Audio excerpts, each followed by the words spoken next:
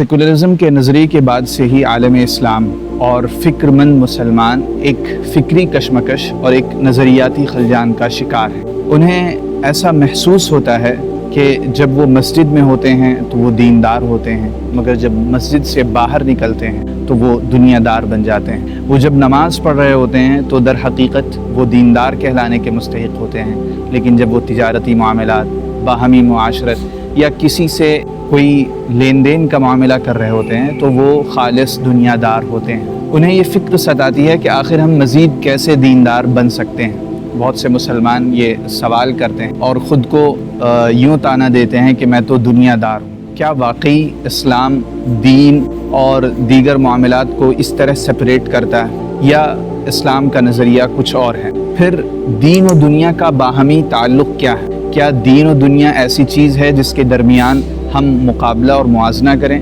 یا دنیا اور آخرت ایسی چیز ہے جس کے درمیان موازنہ اور مقابلہ ہونا چاہیے؟ کیونکہ دین تو لا ہے جسے اپلائی کیا جائے گا اسی دنیا میں رہتے ہوئے۔ یہ وہ سارے سوالات ہیں جس کا سامنا ہمیں بہت سے فکر مند مسلمانوں جانب سے کرنا پڑتا ہے۔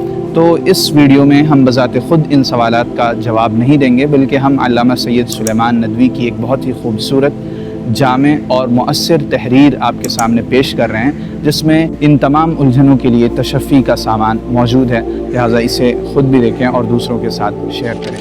دنیا میں جس چیز نے سب سے زیادہ گمراہی پھیلائی ہے وہ دین اور دنیا کا فرق ہے۔ دین کا کام الگ کیا گیا اور دنیا کا کام الگ، خدا کا حکم الگ ٹھہرایا گیا اور قیصر کا حکم الگ، دنیا کے حصول کا الگ راستہ بتایا گیا اور دین کے حصول کا الگ۔ یہ سب سے بڑی غلطی تھی جو دنیا میں پھیلی تھی۔ اس غلطی کا پردہ پیغام محمدی کی نور افغن شعاؤں نے چاک دیا۔ اس نے بتایا کہ اخلاص اور نیک نیتی کے ساتھ اسی دنیا کے کاموں کو خدا کے بتائے ہوئے اصول کے مطابق انجام دینا دین ہے، یعنی خدا کے اصول کے مطابق دنیا داری ہی دینداری ہے۔ لوگ سمجھتے ہیں کہ ذکر و فکر، گوشہ نشینی و عزلت گیری، کسی غار اور پہاڑ کے کوہ میں بیٹھ کر خدا کو یاد کرنا دینداری ہے، اور دوست و احباب، آل و اولاد، ماں باپ، قوم و ملک اور خود اپنی آپ مدد، فکر معاش اور پرورش اولاد دنیا داری ہے۔ اسلام نے اس غلطی کو مٹایا اور بتایا کہ خدا کے حکم کے مطابق ان حقوق اور فرائض کو بخوبی ادا کرنا بھی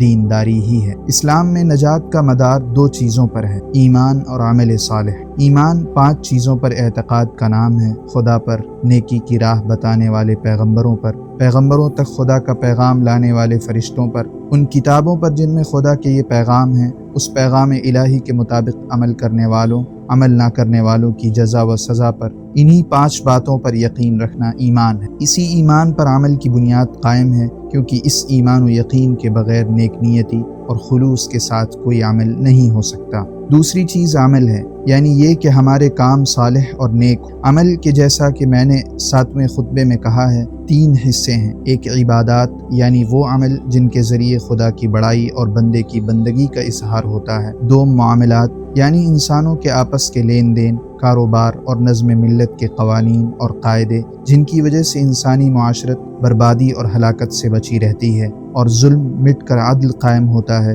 اور سوم، اخلاق، یعنی وہ حقوق جو باہم ایک دوسرے پر گو قانونی حیثیت سے فرض نہیں مگر روح کی تکمیل اور معاشرت کی ترقی کے لیے ضروری ہیں۔ انہی 4 چیزوں یعنی ایمان، عبادات، معاملات اور اخلاق کی سچائی اور دوستی ہماری نجات کا ذریعہ ہے۔ نوجوانوں، مجھے صفائی کے ساتھ یہ کہنے دو کہ خاموشی، سکون، خلوت نشینی اور منفردانہ زندگی اسلام نہیں ہے۔ اسلام جد و جہد، سعی و عمل اور سرگرمی ہے، وہ موت نہیں، حیات۔ اس کا فرمان یہ ہے، لیس للانسان الا ما سعی، انسان کے لیے وہی ہے جو وہ کوشش کرے، اور کل نفس بما کسبت رہینہ، ہر جان اپنے کام کے ہاتھوں گروی ہے۔ اسلام سرتاپا جہاد اور مجاہدہ ہے، لیکن خلوت میں بیٹھ کر نہیں بلکہ میدان میں نکل کر۔ محمد رسول اللہ صلی اللہ علیہ وسلم کی زندگی تمہارے سامنے ہے، خلفائے راشدین کی زندگی تمہارے سامنے ہے، عام صحابہ کی زندگی تمہارے سامنے ہے۔ وہی تمہارے لیے نمونہ ہے اور اسی میں تمہاری نجات ہے، وہی تمہارا ذریعہ فلاح ہے اور وہی ترقی و نجات کی راہ ہے۔ محمد صلی اللہ علیہ وسلم کا پیغام بدھ کے پیغام کی طرح ترک خورش نہیں ہے بلکہ تصحیح خورش ہے۔ محمد صلی اللہ علیہ وآلہ وسلم کا پیغام حضرت مسیح کے پیغام کی طرح دولت اور قوت کی تحقیر اور ممانعت، بلکہ ان کے حصول اور صرف کے طریقوں کی درستی اور اس کے صحیح استعمال اور مصرف کی تعیین ہے۔ دوستوں، ایمان اور اس کے مطابق عمل صالح، یہی اسلام ہے۔ اسلام عمل ہے، ترک عمل نہیں۔ ادائے واجبات ہے، عدم واجبات نہیں۔ ادائے فرض ہے، ترک فرض نہیں۔ اس عمل اور ان واجبات اور فرائض کی تشریح تمہارے پیغمبر اور ان کے یاران صفا کی زندگیوں اور سیرتوں میں ملے گی، جن کا نقشہ یہ ہے: محمد الرسول اللہ والذین معہ اشداء علی الکفار رحماء بینہم تراہم رکعا سجدا یبتغون فضلا من اللہ ورضوانا۔ محمد خدا کے رسول اور جو لوگ ان کے ساتھ ہیں وہ کافروں پر بھاری،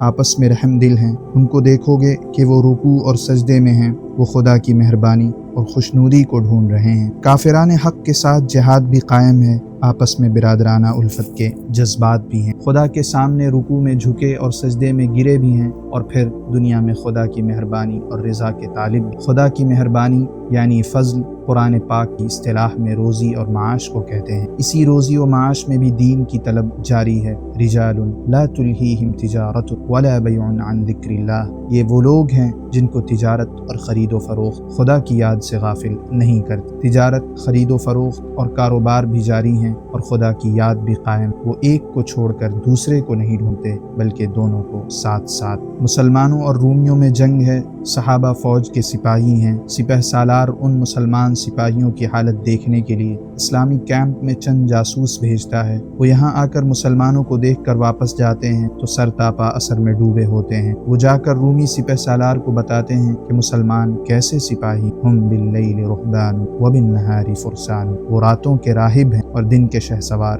یہی اسلام کی اصلی زندگی، یہی اسلام اصلی زندگی۔